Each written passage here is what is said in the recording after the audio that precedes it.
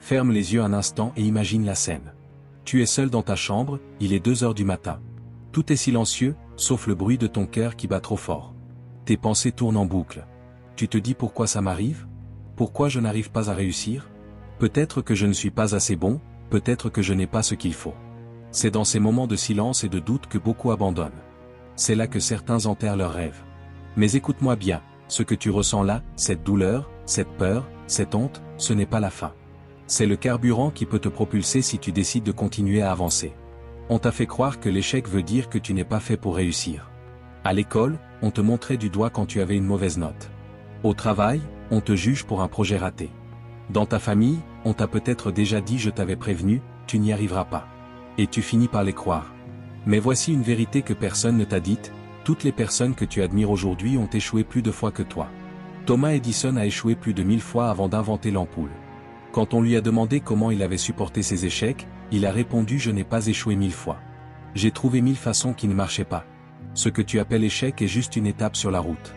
La douleur de l'échec est réelle, mais tu peux décider de ce qu'elle va faire de toi. » Michael Jordan, qu'on considère comme le meilleur basketteur de tous les temps, a été recalé de son équipe de lycée.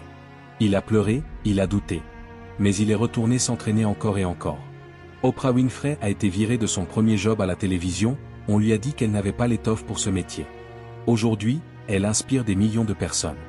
Ce qu'ils ont en commun, ce n'est pas le talent ou la chance, c'est la décision de ne pas laisser l'échec définir qui ils sont. Peut-être que toi aussi tu attends que quelqu'un vienne te sauver. Que quelqu'un t'encourage, qu'un miracle arrive. Mais personne ne viendra. Et ce n'est pas une mauvaise nouvelle. C'est une excellente nouvelle. Parce que ça veut dire que tout repose sur toi. Tu as le contrôle.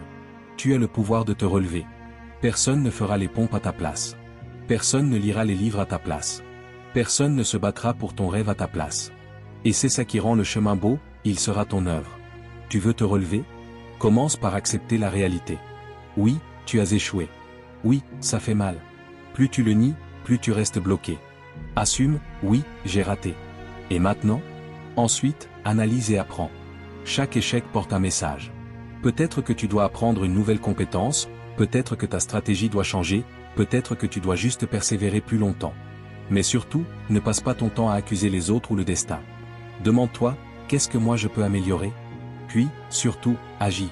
La peur paralyse, mais l'action libère. Même si ce sont des petits pas, avance chaque jour. Fais une chose aujourd'hui qui te rapproche de ton objectif, même si tu trembles. Je vais te raconter une histoire. Celle de Jack Ma, le fondateur d'Alibaba. Il a été refusé 3 fois à l'université. Il a été recalé à 30 entretiens d'embauche. Même KFC ne l'a pas engagé. Imagine, 30 fois on te dit non, 30 fois on te fait sentir que tu n'es pas assez bien. Beaucoup auraient abandonné. Lui, il a continué.